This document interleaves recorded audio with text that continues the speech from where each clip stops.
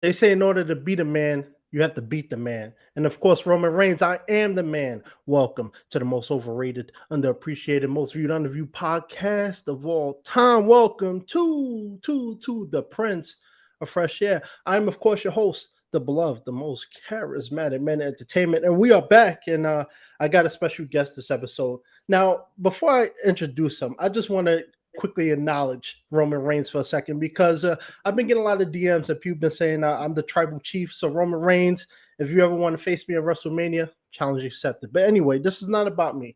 This is about my next guest. Now, who is my next guest? You're wondering. Well, no need to fear because the Kryptonite is here, and you'll get that reference in a second. Now, my guest right now, multi-talented, multifaceted guy.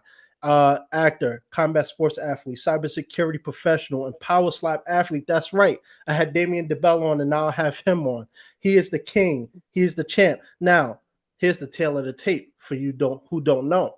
He is the number 5th ranked light heavyweight, 3 wins, 1 loss, but 1 by KO, fighting out of San Antonio, Texas. He won his last fight at Power Slap 7 against Colton Cole due to disqualification because, opponents always cheating. Now, I may not be Superman, but he is the Kryptonian. Please help me introduce Alan Klingbeil to the podcast. How you doing, man? Man, I'm doing great. I've never had such a great intro. I might have to hire you to come out there and talk for me before I get off stage, bro. That's what I do, man. It's show business. You get it. You understand? Oh, yeah. Oh, yeah. That was incredible. Thank you.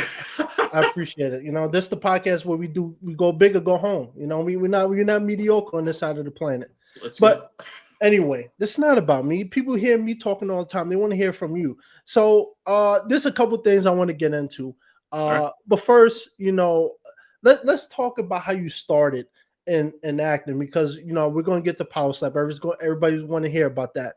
But I'm an actor myself. I've been doing it for 14 years. So for you, what was that transition like? And I'm gonna bring up something you've done because I'm a big fan of the lead actor in it. But how did you get into acting? And was that something that you did after Power Slap or before Power Slap?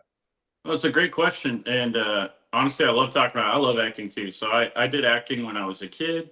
I did acting, throughout high school, like a lot of us do. But like professionally, I guess like my real takeoff moment for me was like when I started with Walker.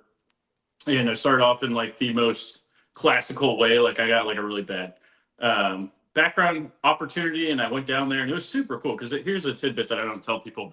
It was right next to the headquarters for the Texas DPS because there was a bar across the street from there where they were filming originally in season 1. They eventually like rebuilt the bar for like Austin Studios and stuff like that, but it was right across from where the Texas Rangers actually were. So like that was super cool. Like Walker Texas Rangers, right? So I show up there. I'm like some bar fly in the back, like a very Austin looking thing. If you don't know Austin, you just have to look up Austin. There's no other way to describe it. It's very Austin-y. So you know what I'm saying? Like Jared Padalecki, like I'm sitting back there, and he just walks like right across, like, "Yo, what's up, guys?" And then he just keeps walking, like being super cool and all that other stuff. I'm like blown away. One guy comes up to me, he's like, "Hey, can we use your car for the scene? We'll give you like a $25 bump." And I was like, "Do it for free, let's go!" Like, and anyway, so that was basically my start. They asked me to come back as a featured reoccurring Text Ranger. Sometimes speaking, sometimes not. So.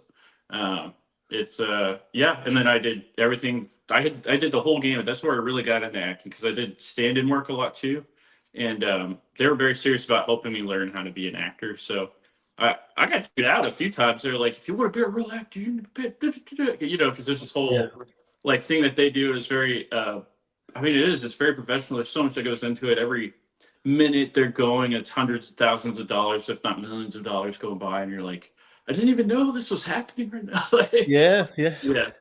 Anyway, so there No, you go. yeah. Yeah.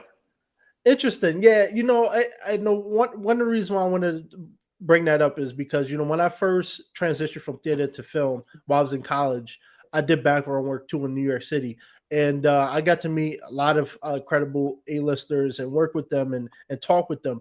But one of the things I seen when I went from the background to the speaking roles. It was a lot different because, background for me, I looked at it as a learning opportunity, see what goes on these major sets. Yep. So for you, when you transition from that small, minute, role to now you're returning, they calling you back, was it nerve wracking for you to go from no lines at all to now they're looking at you like, all right, let's see what your A game is?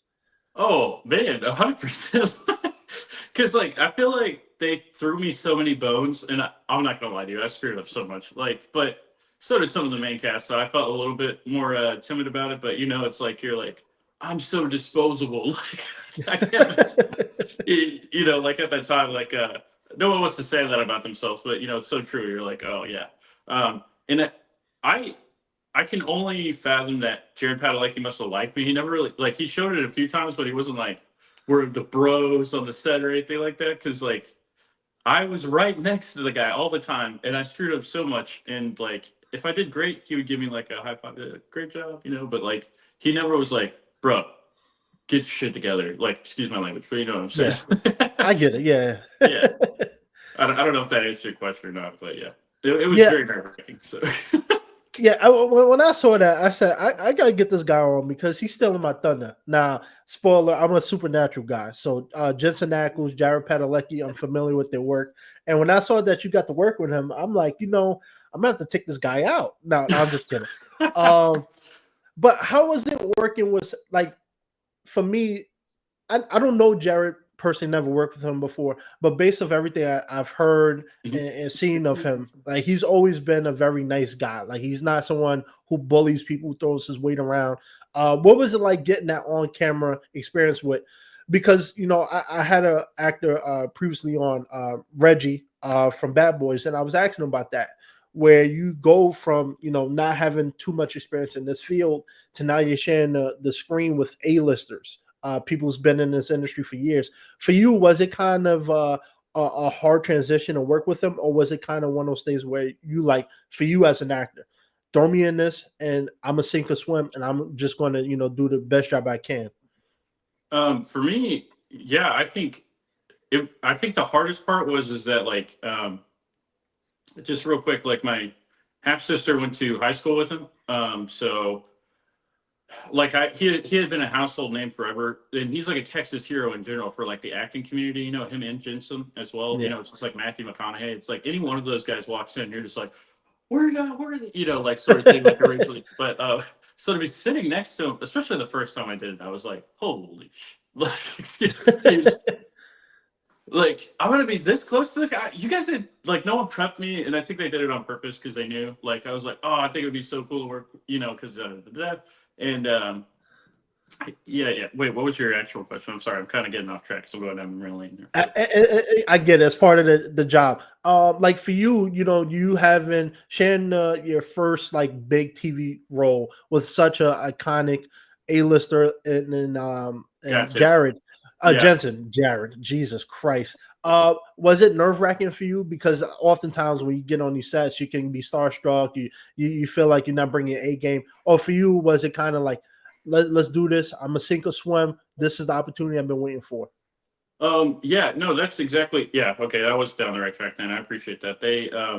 So yeah, I think the coolest thing about that, and shout out to Kobe Bell too. I was like, I didn't know he was going to be here. Like either, like I didn't know how often I was going to work with these people. I thought I was going to be like, they'd be filming their scene and then I'd be over here like some other day or on a different set or something. But yeah, so I'm working with them, and I think it was so great because now it set the precedent. Like if I do come into contact with other A-listers, which has happened for me, I'm like, it's not as like, which is a big deal in this industry, and I think that it's like Yeah, appropriately approach people and respect people, but also don't be a fanboy.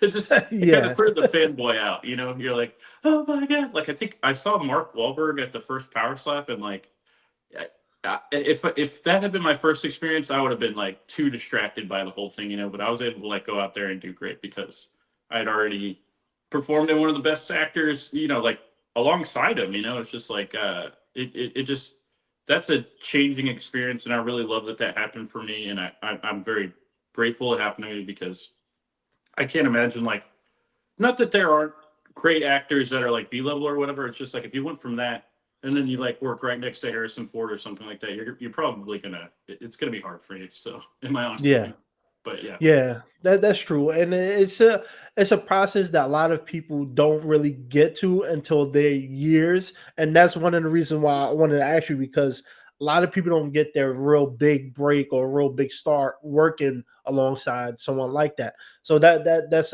pretty nifty. Now, before we get into power side, I just want to ask you a couple more things with acting. Because oftentimes we think of the glitz and the glamour. Yeah, People yeah, don't realize yeah. all the hard work. You don't have to give too much of behind the scenes for you, but when you're preparing for a role like that, when all right, there's a lot of money behind this, I can't be coming on set screwing up my lines all the time. I got to be prepared. For you, how was it dealing with that pressure, right? Memorizing your lines, making sure you know your character. When you show up, you're professional. How did you handle like the mistakes, and just being prepared for that opportunity? Um, yeah, I think the hardest thing is like it's just like anything else if you're going to be in front of other people, but it can be like your regular everyday job on some level. But just imagine your whole workplace is watching you the entire time. Like that would be like if you have to perform in front of your workplace for whatever reason, like giving a presentation or something. I think there's a level across the board that people can experience that, but yeah, it at one point it was a lot for me, and then I think I just kind of had to cross that barrier of like I'm gonna practice this the most I can, and then when I get out there, whatever's going to happen is going to happen, because I had already done it a couple of times. Once you do a couple times, especially after that first time, you're like there's like that adrenaline factor, like I'm so nervous, that kind of helps you do really well the first time, and then I think the second time I didn't do as well, and then the third time it was kind of like I'm still here. Like they would, I'm, I'm like worst case scenario, they must like me. Like I might be terrible, but they like me, right? um, Cut, get off. yeah, that's pretty much it, right? Like, and the just, from what I know, it was a lot of like give and take. But I had seen plenty of other actors too, like, and some of them big name. It's like they'll do it over and over and over again, and because I think that's the hardest thing is not you don't always know if it's you or if it's something else in the take, or like we had planes fly over all the time where it's like, oh crap, we gotta like start over, whatever. Yeah. Um, and it's or like someone doesn't have the right their mark correctly, or they don't deliver the line exactly how the director wants it, and you're like, is it me? Is it the beta? Did I do that? Like, did I set Right. that up wrong? Like, did I come in too fast? Did I turn around too fast? Oh man, it's yeah, like all of that stuff. You're like, did I jerk in that scene? Like, why did I do that? Like, anyway, yeah, I think I don't know. It's over time. You just have to accept like I'm here. Worst case scenario, I'm going to get paid, unless I do something really egregious and rude to these people. So all I can do is be kind, practice as much as you possibly can, and then it's all about reading off of the other people. So it's like you just if you're a people person, like that's kind of good because the whole point is to have like a natural conversation with someone on some level, right? Or like the scene, like matching the scene, basically. It's like I think at one point, like I had great advice. So for me, it wasn't really that much that way, but you do it sometimes where you're like, I'm trying to force this line out. I'm not really listening to the scene or the situation because this actor changed something. I'm still delivering it like I did last time. It's like that doesn't work. Yeah, I don't know. There's this whole really methodical process. I would just say like whatever works for you, because everybody's got their own theory about which one works or whatever else. And to me, it's just like I'm going to read lines with people. I'm going to read the script. I'm going to read these lines with people. I'm going to practice, practice, practice, and then I'm going to deliver.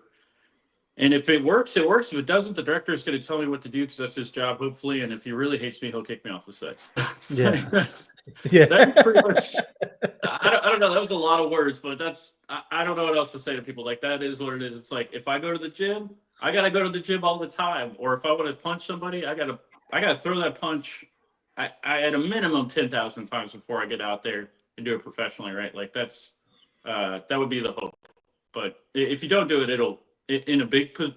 I don't know. It's like if you get a big opportunity and you screw up and you're not professional, it's like they're gonna give you some grace there, because everybody has a bad day or whatever else, but if you want to get to the top level, you got to be on point all the time. And one of the greatest things I saw was like I love watching Klingbeil prep for his lines because he would be prepping for his lines before the camera went on, and I just like he'd be talking to himself. He's like in this process and da, da, da. And I just thought it was so cool because he's such like a huge actor, and I was like Jared Padalecki, he would do such a great job of like and that's what I mean. Everybody's got their own process, right? It's like Yeah. Jared's back, you know, he's doing his thing. He comes in and then he executes, you know, they do the rehearsal and all that other jazz. We set up the scene and we do that take or whatever. And then, you know, yada, yada, yada, stand-ins come in, we do the whole thing, you know. But with him, I thought it was interesting because he would still be like just right before the camera went on, he was just like, duh, he'd be talking to himself. And sometimes it caught me off guard because he'd be looking at me while he's like saying it. I'd be like, oh, like, is he gonna, who's he talking to? They're like, he's just doing his line. Don't worry. Oh, okay. Because, you know, it's all about like the beat and like, you know, there's so many different components to like delivering the line and like the timing of it all and like how you as an actor want to say it. You know, it's like, oh, director doesn't care about that, right? Like, but I mean, he had a little bit more creative opportunity there, but, you know, like, of course. But I had seen plenty of people screw up. I think that was the best part for me. It was like, worst case scenario, they're either going to tell me or they're not going to tell me. We're just going to reshoot this or they're going to cut me out. And that's what I knew in the back of my mind. So that kind of helped me move forwards. But yeah. Right. Now, as we bridge into Power Slap, I do want to ask you, right? Because oftentimes being an actor is one separate thing. And most people who are trying to be actors, they usually focus on that and they might have a day job on the side. But for you, you built a profile, right? You're big on social media, especially because of Power Slap. Now I'm cheating here and I'm gonna call you out. Do you feel like Power Slap has helped you get these type of roles? Because I'm trying to, no, I'm kidding. But do you feel like having that profile kind of makes it a little easier for you to kind of transition back over to both and maybe just kind of cuts a little bit of the hard work, like the auditions and stuff like that? Or do you think they have nothing in common? No, I think it's a great question.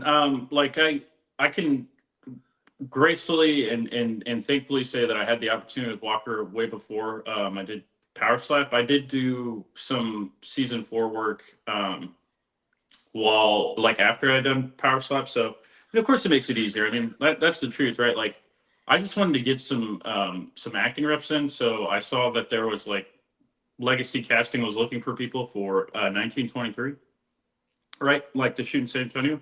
And I just was like, I didn't have to do anything. I just picked up the phone. I called the person. I was like, hey, I heard you guys were looking for people. Everybody else has to like apply, do all this other stuff. I just was like, hey, man, what's up? I heard you guys need somebody. And they're like, come on down. I just got in the backstage. And like my father-in-law, he was like the stand-in for Harrison Ford. So like it made it even easier when I got down there. And then he knows some lady from like old San Antonio because he like grew up in San Antonio, right? Like her name's Cicely and she's amazing and she's like helping women actors and everything down here, but she owns like some studios down there, so it's like everything just kind of piled onto each other. And I was down there and I bumped into like Taylor Sheridan and there was an accident, right? Because I wasn't paying attention while I was walking by or whatever. I didn't recognize it. I was like, oh, sorry, sir, you know. And like this actress lady was like I don't know what was said, but like somehow it caught her attention. And then like one of the guys was like, oh yeah, he does this Power Slap thing. And then I showed her, I can't remember her name, but she's like one of the main actresses. Sometimes it makes 10 times easier. Absolutely. Like I get people calling me. Like I I I finally like let go of this one Netflix film that I was like in the works for. It was supposed to happen this upcoming spring or whatnot. But it was a low budget Netflix film and it was kind of like dragging me along and it was kind of bearing me down a little bit. But I had done 3 Netflix auditions and I got them immediately after I did Power Slap and I got an agent, right? Like so those were like the 2 big things for me. It was like did Power Slap, got 1 Netflix audition in and of itself, and then when I got an agent, I got 2 more. And I got one that they like asked me to audition for a different role even. So I was like, I was close, you know, so and I think I mean, as an actor, you know, that's huge, right? Like it's just to be asked to come and do an audition, like that's a big thing. But I'm right now, like I'm talking to somebody else. They want me to do a military film, and of course, like my military background helps with that. But Yeah. no one would know me as well as they do unless I did Power Slap. Basically, is where I'm going. Absolutely, man. I owe it all to You're everybody. cheating. I owe it all to Walker. I owe it all to Power Slap and the military, man. Like I thank them all. So yeah. Yeah, yeah. I just want to tell you, I told you, thank you for your service. But Oh, thank for any other actors out there, we're gonna find you, and we're gonna, no, I'm kidding. Uh, at the end of the day, for me, look, everybody's journey is different, and so like, and it really depends on the market too, because I've noticed like New York isn't as tight knit as a Texas or other areas, and so when you see other areas like that, like Texas, some of the other markets, you'll see that people know the actors. Like you said, Jensen and Jared is really big in Texas, and so I'm curious, have any of them actually came to Power Stop? Because I know I've seen Jared and UFC the audiences. Have they ever came to see you? No, I'm gonna get them there though, and I'm trying to get them to come. Well, because they won't give me a Texas match. I'm like, Dana, give me a Texas match. Like I can get some people there, man. Like, and like I'm not gonna lie, this is a weird flex, but so I grew up in San Antonio, but I moved out due to like legitimately like gang related violence. My family moved out to like a small town outside of San Antonio. So luckily there I got in touch with like through church.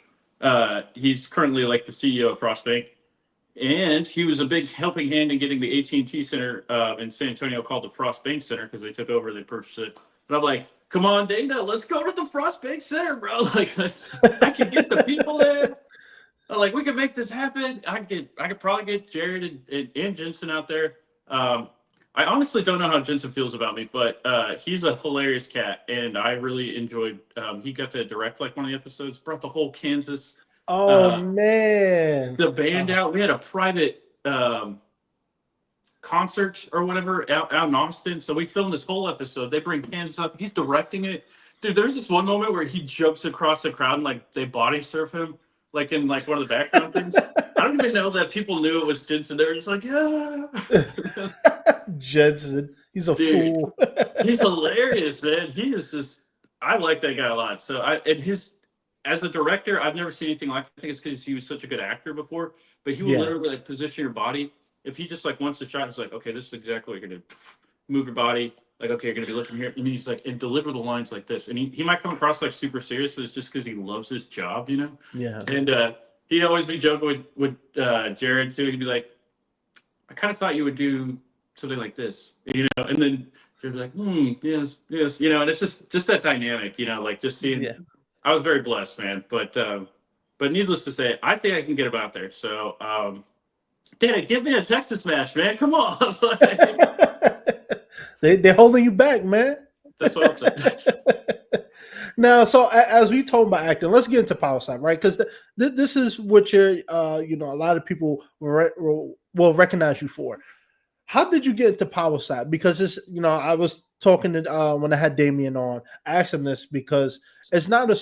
I mean, it's becoming more popular now, but when it first started, nobody really knew. At least it wasn't available to like the mass, right? It wasn't like a big sport that people knew of. So for you, what made you get into that, and um, how has that journey been for you up until now?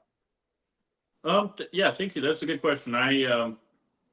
It's sort of like this weird thing that feeds itself because I told them I was a former actor, and they were basically looking for people. I don't know, like I think the reason why I got it when I did get it is because during Power Slap One, they had already had the first season cast come through, right? And technically, we are first season cast, but we were the pre-recorded people, and there was the live audience during Power Slap One. So we did the pre-recorded, but the reason why they did the pre-recorded the day before was because they had never filmed it in the way they wanted to film it in the UFC Apex, and so it was like they basically needed a stand-in who would like actually compete, right? Like they're like, we need people who will really compete because we're probably going to bring you back if you're good. But yeah, we just basically we just need some people to do this and get the cameras down and the angles and the lighting and all that stuff. And I was like, I'm really good at that, so that's probably why pick me. Like, I We're was getting like this acting MMA, experience. yeah, MMA acting, like that's what I put on my profile. I was like MMA acting, and then I mentioned, you know, like I didn't say I was a current uh I thought it might hinder me, so I didn't say I was an active duty member at that time. But you know, I just mentioned that I was in the Air Force previously and stuff. I was like trying to get in there, right? So like something on the heartstring a little bit, but they yeah, no, when I got the text, man, it was super. It's exactly like acting sometimes. I bet you encountered this. So you get like a weird text, and you're like, is this spam? Is someone going to try and hack me? Right? Like, Yeah. and I went super cyber on these bad boys. Like, I checked out the IP addresses, like everything like that, like everything they sent me, like the phone numbers. I went down and I was like, this is either China, like on a high, like this is either a nation state actor like trying to hack me because I'm like the lowest guy you could get, you know, like to escalate. Anyway, so um, no, they it turned out to be real. So I went and I got like the MRI done and all this other stuff. I was like, the only other thing it could be is they're trying to steal my kidneys. But I was like, be a great story, right? Like if I I was on mission when I got that first text, and then so I had to find like some funny ways, and like my supervisor helped me find some funny ways to like go and get like these medical appointments done and stuff. And oh man, it's a good time. Like just if you were in my shoes and you got to where I got, like you would just be like, what is wrong with you? Like, How you fall for this? yeah. So, well, like, yeah, exactly. Because I'm willing to try stuff, and I can kind of suss out whether something is a scam or not most of the time. But also, I'm just like, worst case scenario, it's a scam. Like, I could probably recover from this, hopefully. So, just don't sign your life away, right? But Right. I already did that with the military. I was like, worst case scenario, this contract supersedes this contract. I'll be You got the military behind you. What are they gonna do, right? right, right. I'll just live on base for the rest of my life. It's fine. Now I'm curious, right? Because you're a busy man. You're in the military. You have a you know a regular professional job. You're acting. How do you balance all of that, right? Because power slap demands a certain amount of training and preparing when you have an opponent. Acting is a constant, grind of auditions. Always making sure you're available. Then you also got your job. Then the military. How do you keep yourself grounded and balanced in order to do all of these things? And I will ask you one other question too. Like for you, even though you're doing all this right now, if you had to choose, you don't have to choose, but if you could choose like the top two, if you could do for the rest of your life, what would it be? Top two? Yeah. Well, I got like a 30-year goal I'm trying to achieve, so I don't know about the rest of my life, but let's say for the next 30 years, right?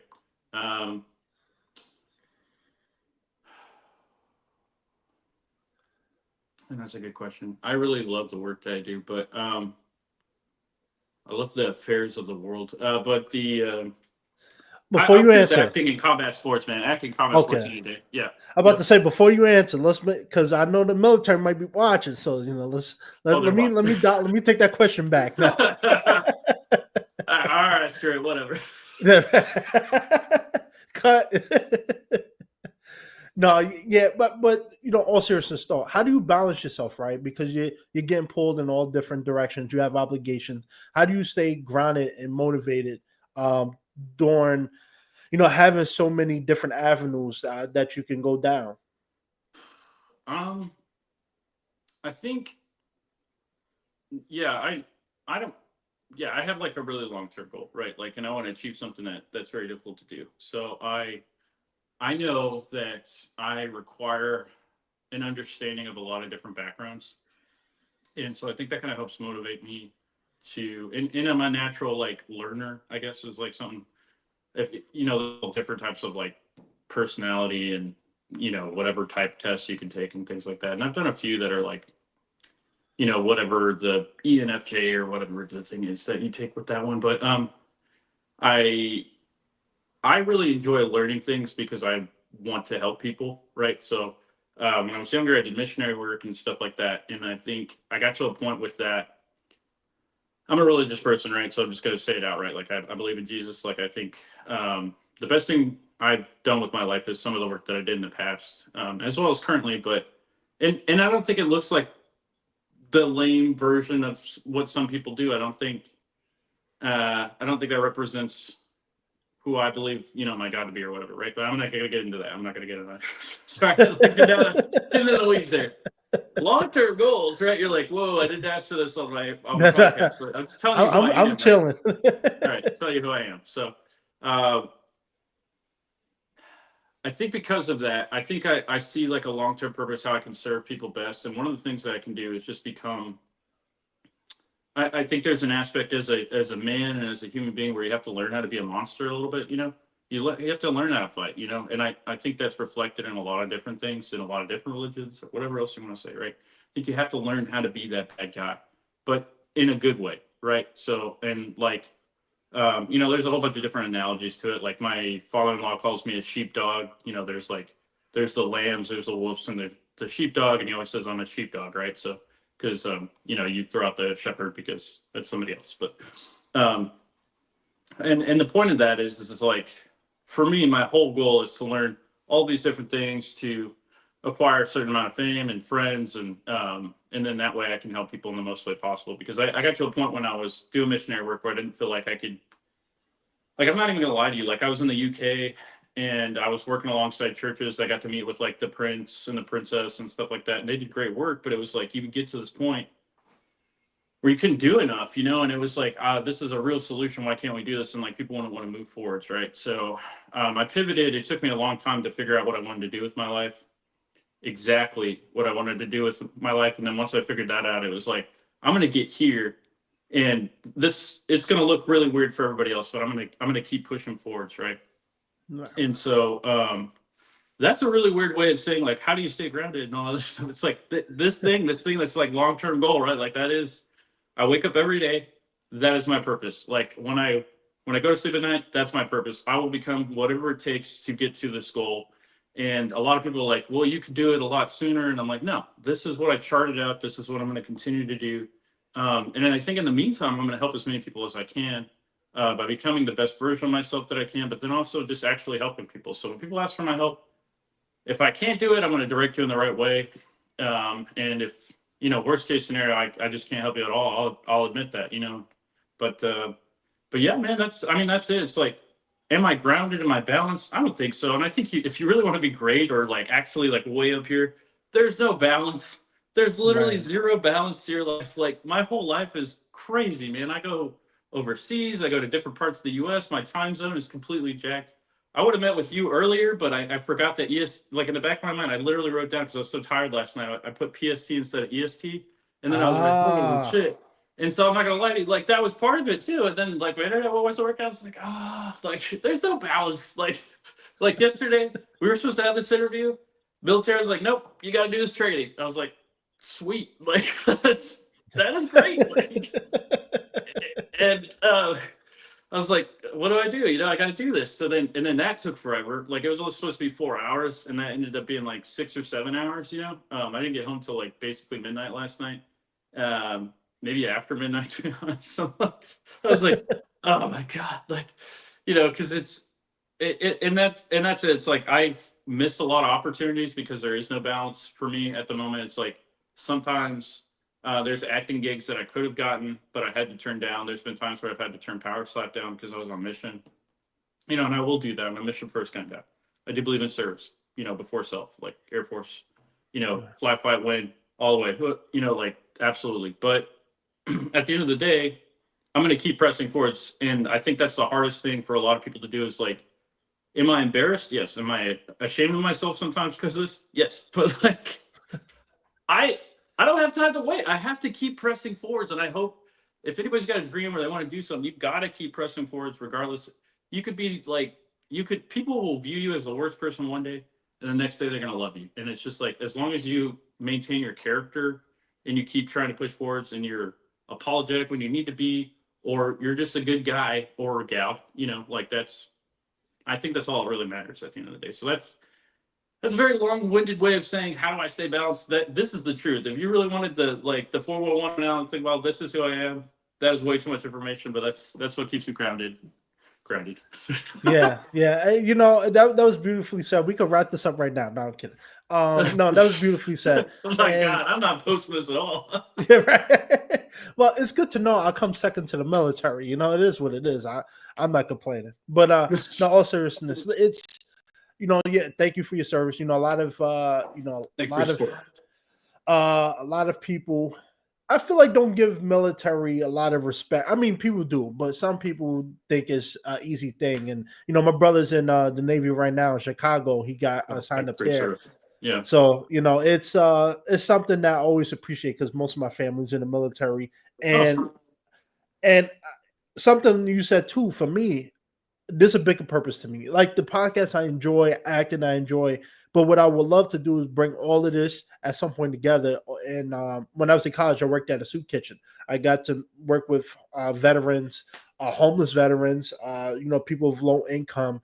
And one of the things I want to do is open up a soup kitchen or some facility to give people in need a place where they can eat a hot meal and not having to worry about when I'm going to eat next.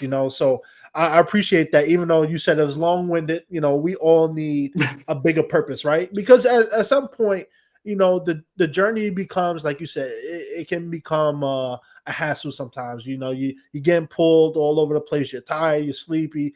You want to just stay home, but you got to do this. But it all serves a purpose, right? For yeah. something that we're fighting for. Yeah.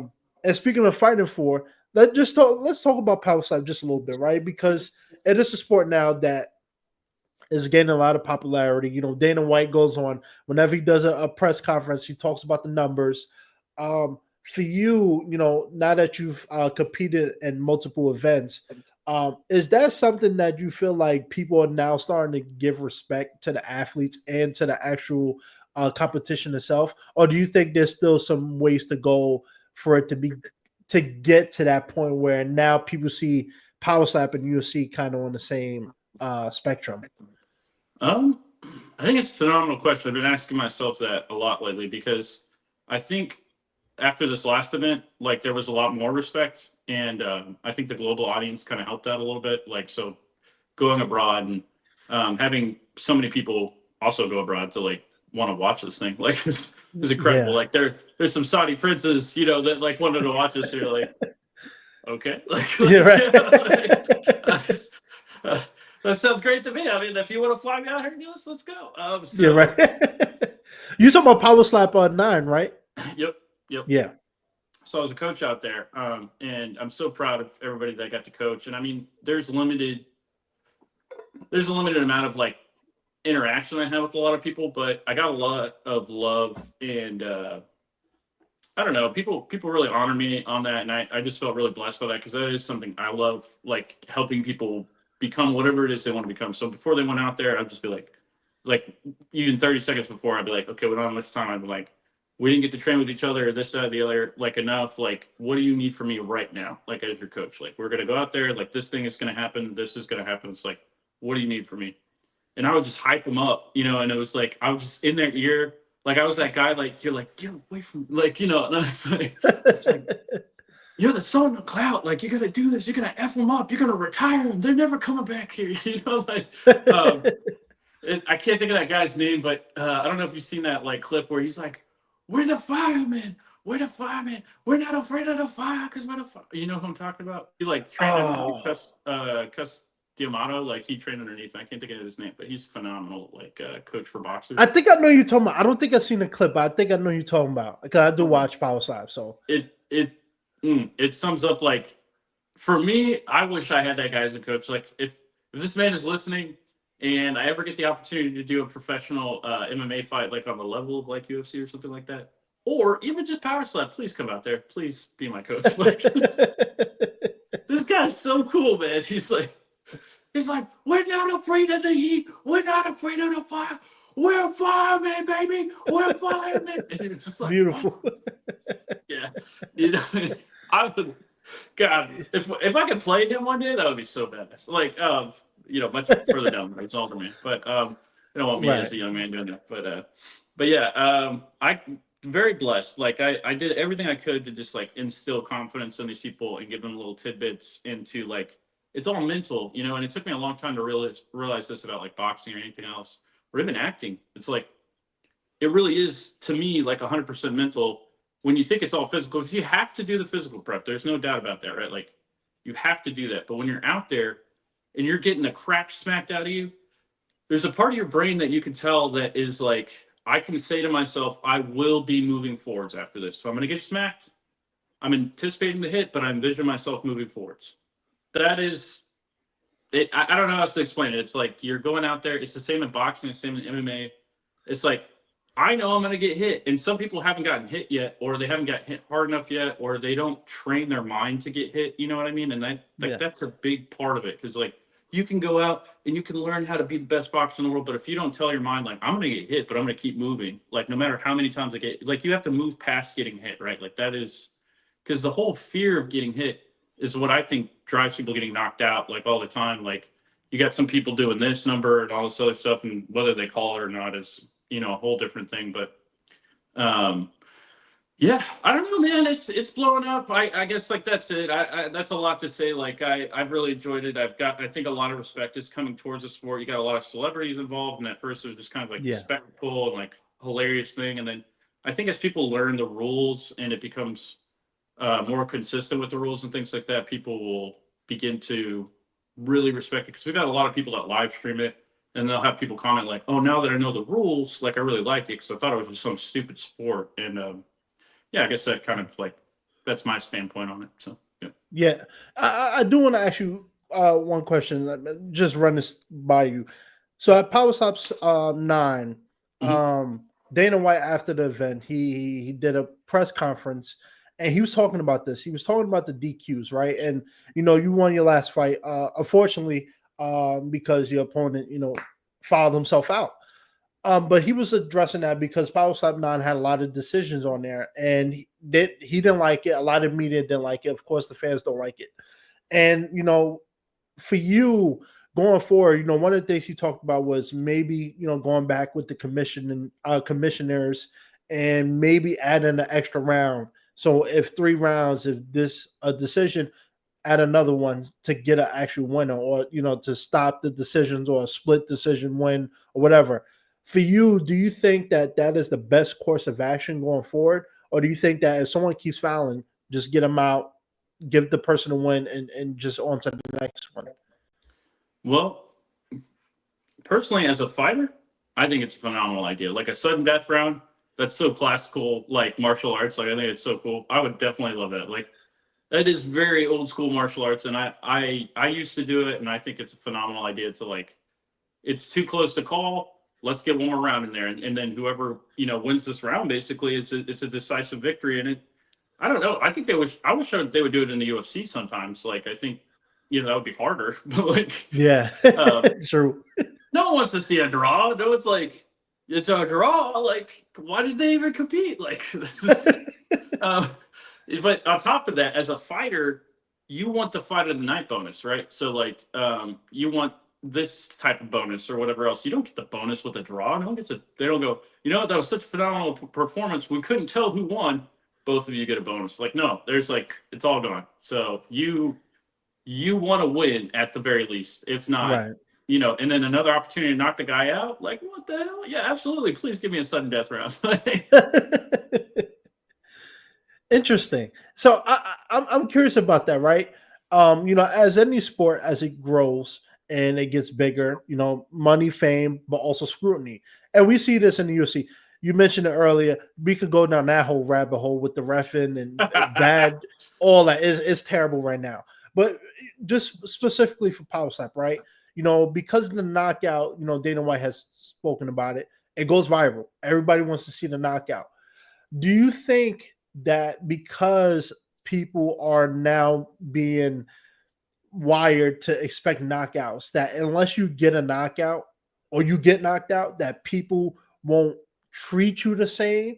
Or do you feel like as long as you have a good performance and you could continue to win, you will get, where you need to be? Mm.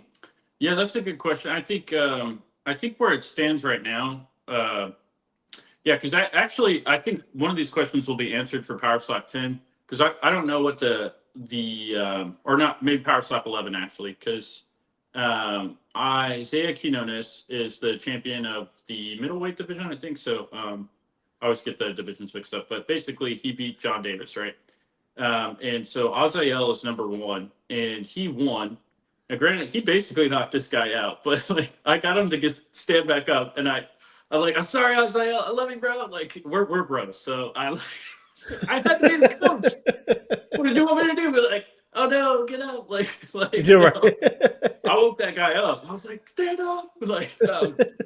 But anyway, so the question is Brandon Bordeaux, who has gotten consecutive wins but doesn't have the knockouts to back it up, um, will he be competing against Isaiah Quinones for 11, or will it be Azael? Now everybody thinks it's going to be Azael, but it's really up to Power Slap at the end of the day. And the matchmaker was Erica, as well as Dana and Frank, and I'm sure a couple other people involved. So maybe Hunter as well. But yeah, no, that's a good question. I'm eager to see what happens with that because I agree.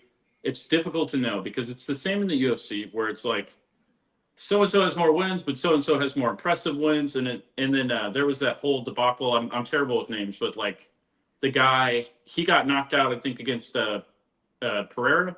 Oh, But Yuri Prohaska. dude, that guy like went ham. And they're Yeah. both like one of the greatest fighters of the world, like right now. Yeah. Granted, he was one shot, and like no one gets this. He's one shot away. He's one good shot away from doing the exact same thing to Pereira, right? Like it's like you can't compare that because like who else is in the ring with him like that? That guy's a monster, right? So like if you can do that, I agree with Dana. It's like I do you know, is it about wins and losses? Yes, but is it about who is your opponent at the end of the day? Because if you knock out a few, let's just we'll level them out, right? Like let's just say you have fighters, they're all on a level above 5, right? But anywhere between 5 and 10 performance level, right? So you got some guys that are at 5s and they're stuck down here, you know, maybe they get up to like the number 10 rank, but they don't really move up that much, right? And then you got people that are like 7s, they're getting closer, they're somewhere between the 7th and the 3rd position, I imagine, or 7th and the 4th position, right? You got people that are like 9s. And then I don't know that anybody's really a 10 in performance yet. You know, like I think the last person I saw is, you know, retired that was really a 10. But you know, like they're the top 3 usually, and then they're the champion. And it's like if I fight the champion and I almost win and I kick the shit out of him the whole match, and he just gets one good shot on me and I happen to get knocked out, that's like what do they call it? It's like punchers. It's not A punchers. puncher's It's like, chance. yeah, punchers. Wait, what did you call it? I think they call it puncher's chance. It is. It's a puncher's chance, right? Because it's like Yeah. that guy dominated him the whole freaking match. It's like, what are you talking about? Like this guy was owning him. Like if he Yeah. had won, if he had finished that round or he went one more round, he might have won, right? Like, and so I don't know, but and then to compare other people, it's like they're not even anywhere near as good. Like this guy freaking dominated, bro. Like I hope they run it back because that would be, in my opinion, they should just do another one.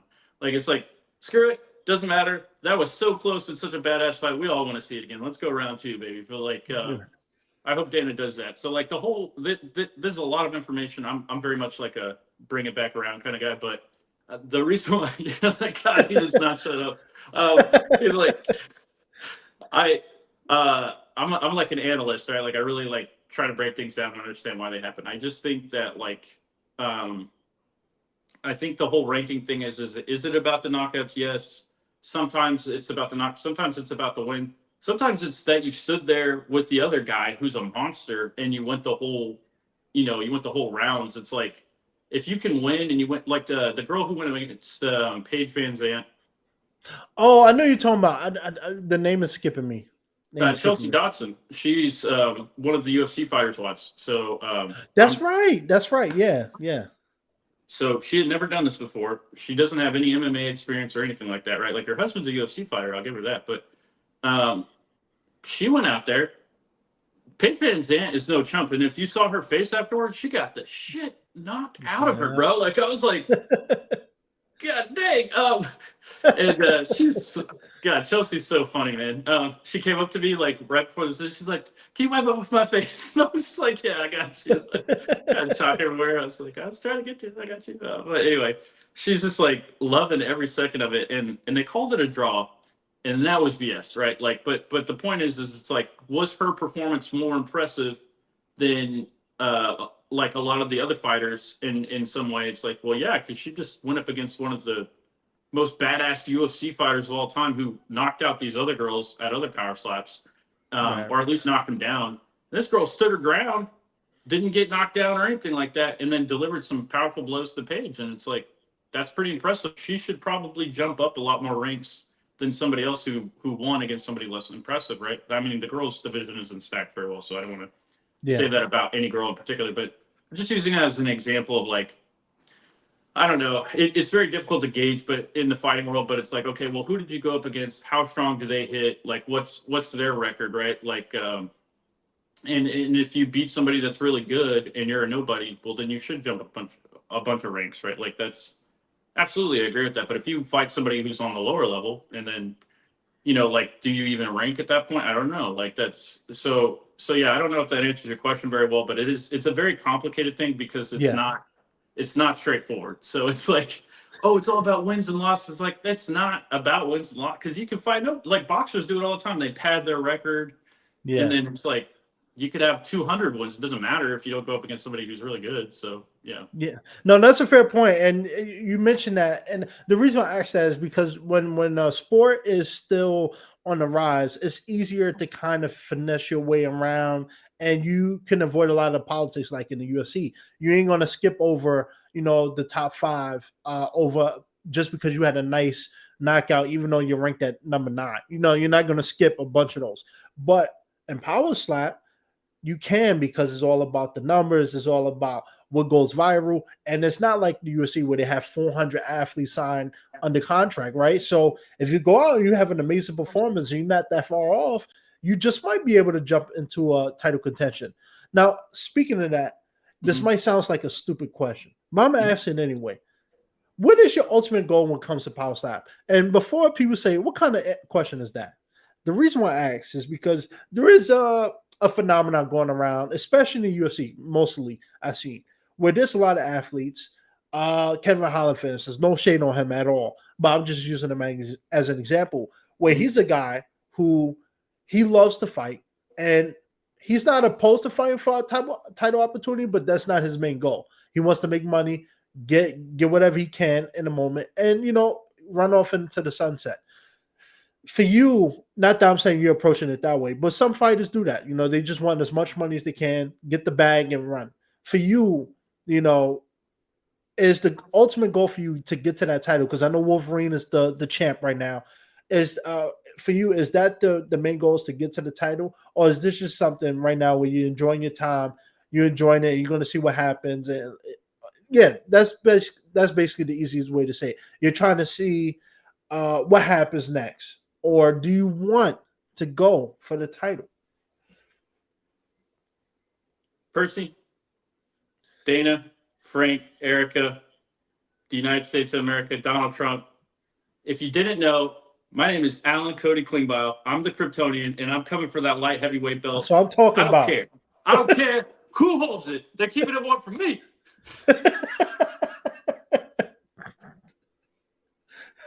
I like that. That's what I'm talking. That's why I have to ask you, right? Now, hypothetically, as you speaking right now, I know you're not. You don't. Wait, are you scheduled for any fights yet, or no, are you not right now?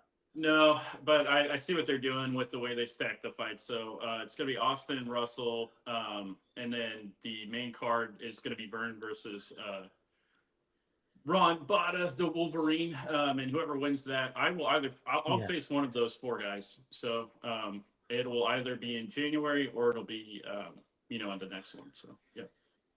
Yeah. Before we wrap, because we could talk about this stuff all day. I won't. Oh, I I bet. won't Yeah. try to keep you all up here for the rest of the day. But I do want to ask you if you had to, as you're looking down the rankings and the champion and stuff like that. Austin Turper is one of those guys who's kind of. I think I might be wrong, but I think he was the first like actual power slap athlete to become known for his antics outside of slapping, right? But for I you, agree. when you look at the rankings and stuff right now, who do you think is the most likely, your biggest challenge, and how do you think you stack up against the Wolverine himself? Man, oh, I want that fight with Wolverine. I want it so bad. Like I've The seen him douche like chin is go. crazy. I love it so much. Like he's like the Bell, right? Like no one think they look at him and they underestimate him almost. It's like he's a Yeah, badass, but I like I think he's gonna get knocked out or whatever, and then he doesn't, and he just takes hits like nobody's business. Like like, sure, did Austin knock him down? And I love Austin. Like, shout out to Austin, Austin. yeah. But congratulations on his son, by the way. You know, him and his wife. But he was 30 pounds heavier than Wolverine. You know what I'm saying? Like, he was, or at least 20. And it's like that is a huge difference in this game, because you're talking about Yeah. like. Well, didn't he miss weight for that too, if I'm not Yeah, he mistaken? did. Yeah. He did. So that's why it didn't count. But it's like, that's one of those things that's hard too. I know from Ron's perspective, it's like he was like, the incentive was there because it was probably a money thing for him, because he was like, it doesn't matter. He said this to me multiple times. It doesn't matter if he knocks me down and he's overweight, because that clip will always be there, right? And like, that kind of gains momentum slowly but surely over time, or just in the longevity of things. Like, it'll be something that's brought up. But it's like, did he actually win? I don't know. He probably should have fought in heavyweight that day, um, but yeah. So I think, do I want that fight with Wolverine? Absolutely. That guy's a monster, and he's got like weird techniques, and he can like genuinely change up his technique mid match. Like, he knows how to throw like this weird overhand kind of slap, and like sometimes you really have to like bring it down. And the only reason I know is because I've talked to him about it, and then I went back and I was like, is he BSing me? And like, I like went back and watched his film. You know what I'm saying? I'm like, I don't know, maybe he's just making some stuff up. So cool, right? But I went back and I watched it, and he's like, sure enough, he can like change it, like, and like it's either like a stinger is like one of them that they call it, and like he sometimes he just wants to have people hurt, right? Like, so I just was like, dude, you're such a ballsy guy. Like, like, he's like, yeah, I'm gonna make him hurt this time, and the next time I'm going to get him. And you're like, like, what if he knocks you out? And he's just not worried about that whatsoever. So that's how I know that's a warrior right there. He's like, not even worried about, I'm gonna throw this one this time, and like, maybe you're gonna knock me down, I'm gonna get back. You know, and you're just like, God dang it, like, what a badass. Like, Yeah. yeah. No, yeah. I remember when Wolverine went up to heavyweight. I was it was one of those things where I was kind of intrigued to see how him and Damian would have matched up, because that would have been something. I think Damian would have been that guy to get that chin down. But this is a fun question, but it's also a serious one, if you will, because I often see people, some of the commentators in Power Slap and some of the viewers, they talk about Wolverine's beard and how they feel like it's cheating because he's hiding his chin. It's a fun question. It's not actually, trying to start trouble. But do you think that, people who grow out the beard for this is actually kind of, trying to bend the rules a little bit to make it harder to knock them out? Yeah, I mean, totally. Like, anybody, there's a bit of an advantage there. I think for Wolverine, he just likes his beard at the end of the day. But there was some weird study done. It like reduces power by like 15%. And on top of that, like, yeah, it's harder to find their chin. So maybe that's the reason why the delivery is not there as much. But like, 50% power is like 1.5, right? Like, that's a pretty decent amount of power reduction against somebody with that cushion or whatever. So I will say that. But like, they actually changed it to where they have to. I don't think they did this for Dumpling, but it was mostly because they couldn't communicate with him well enough to like kind of to get him to do this. It was very difficult. We speak no English. Yeah, pretty much. They had a translator, and I was like, it's not. There's something not clicking with them on that one. But they're like, it's fine. It's whatever. They like well, because both competitors had a beard, I think, anyway. But they have to, going forwards, like a braid. Yeah, and it has to be tight so that you can see their chin, basically. Oh, Still kind of like hiding the chin though at the end of the day, because like like you can see my, it's like square jaw, right? Like, boom, the target is there, right? Like, but if I had like a thick beard over it, even if it was like tighter, you're still not like. Arguably, that reduces power more. I don't know. They haven't done a study on that yet, but I'm like, the tighter that you make the beard, the hair might like actually cushion it more. I don't know. Anyway, so, but like, yeah. So I don't know. I think they should cut it, but at the same time, I'm like, the Wolverine is just so iconic for his beard. I can't make this guy cut his beard. Like, yeah. That's the tricky part, because I could see in the future when they really start clamping down and make things a little more. I mean, everything's professional now, but when they start tightening up things, I do think that'll be a rule that they'll change.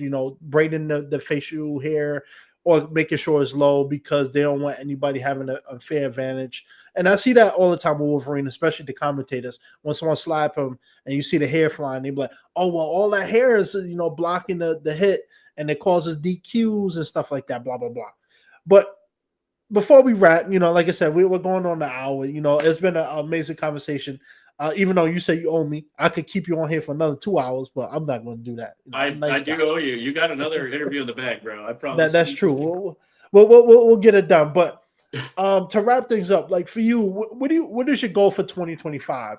Obviously, like you said, you want to compete early of 2025, but just professionally, whether it's power slap, acting, the military, or your job, is there any goals that you want to accomplish next year? Some things a little more attainable, like maybe becoming the champion of light heavyweight division. But is there any like specific goals you want to achieve? Yeah, I really appreciate you asking that. That's a really cool question. 2025 is going to be an amazing year for me, so I'm very excited. I'm going to get the opportunity to retrain to something that is um, a well sought after position, especially in my position, which is a little bit more like a lot of people leave my position. A lot of people leave that position too. That's probably my saving grace there. But I won't say what it is, but it's cyber related, right? So, but it's like it's way cooler work, and I'm like super pumped about it. So that's a tangible goal. I hope to get that done because sometimes it can take up to a year to get like a placement in the training classes and stuff like that in order to cross train over into that. So that's one tangible goal. I got 2 movies that I'll be a part of, which is probably going to be the hardest thing that I got to deal with is like coordinating leave and it's not that difficult because my leadership loves everything that I do because at the end of the day it's something that they can talk about. It makes them look cool, and that always helps Yeah. influence like certain things and stuff like that. Like I got this guy, like it's like, oh well, my unit looks that much better because than your unit because yeah. But like like no one wants to say that, but that's the truth, right? Like that's why I'm able to do what I want to do. Like people are like, how can you do all these things in the military? I'm like, I they think it's cool. That's basically what it boils down to. Like, It makes the military look cool. You look cool. It's a win-win. I'm out here. I'm repping, bro. Like I'm Right. pro America. I'm pro the military. Like Air Force all the way, baby. Let's go. No, I totally. I think that's the other reason I'm able to do that stuff. But and if it's not, and there's some other reason, thank you, whoever is like helping me do that in the background without them. But I uh yeah, I'll do those things, and I think those two tangible things are really big for me. Like professionally, like they're not main roles, but they're massive supporting roles, right? Like they're the people that like it's the sort of thing you could win an award for or something like that. And that's Of course. um, I don't know, like I don't really care about that, but at the end of the day, it's a big honor. It's like, oh well, okay, like Mhm. I really get to bring it this time. Like these are 2 feature films, and like um one of them's they're both very different genres. One's like a mystery thriller, and I'm like a detective fresh out of the university. I'm shadowing this one guy, and it's sort of like Dan Brown's novels, a little bit, God, what are those called? Why do I remember his name and not the freaking books? The Da Vinci Code. It's sort of like Oh yeah. that, a little bit, with a little bit of Indiana Jones mixed in, stuff like that. With I'm like, I don't know, this script it's cool, it's very cool. And then like this other one, it's a military type film, but it really touches on a lot of things that other military films don't, and really brings to light like the life of like military people, right? Like so.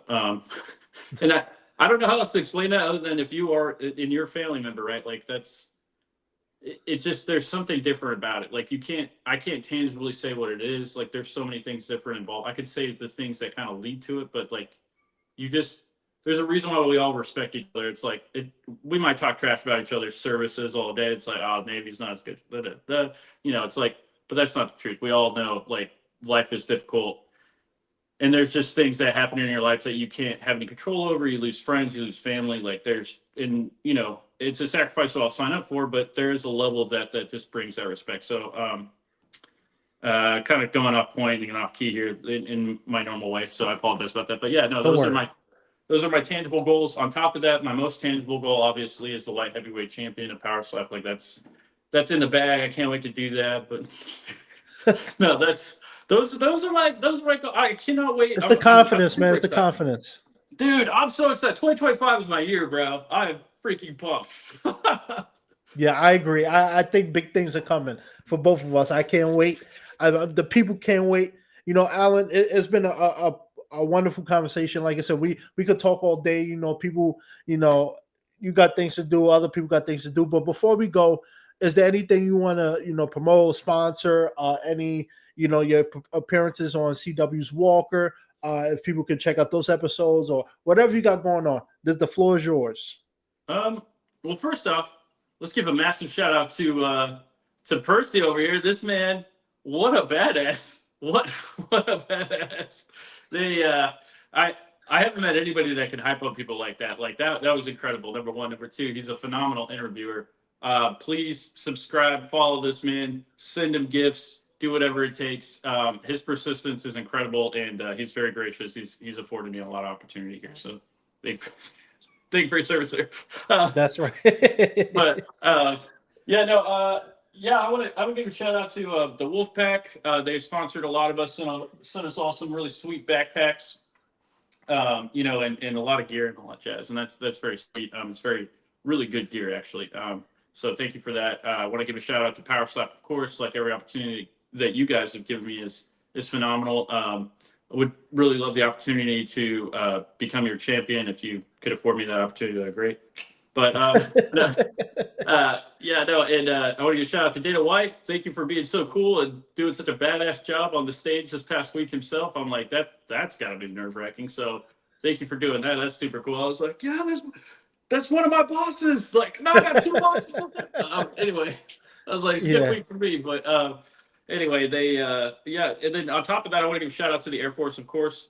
Fly, fight, win. If you get an opportunity to serve your country in whatever branch, that would be great. If you get an opportunity to serve in the Air Force, even better, in my honest opinion. But hey, if you have a heart and you want to get out there and you want to serve and you want to do something cool and you want college paid for and you want good health care and rent and you don't have to worry about a lot of stuff other than you do have to make a lot of sacrifices. But life is taken care of and it's really badass.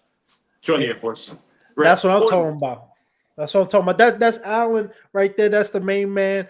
He is the man known as the Kryptonian. But Austin Turpin and Wolverine isn't the kryptonite. I am. You know why? Because I am the most charismatic man. Thank you guys for joining another episode of the podcast. I'm sure we'll have Alan back on. We're going to talk about a lot of stuff. You don't got to go home, but you got about face out of here. We'll see you later.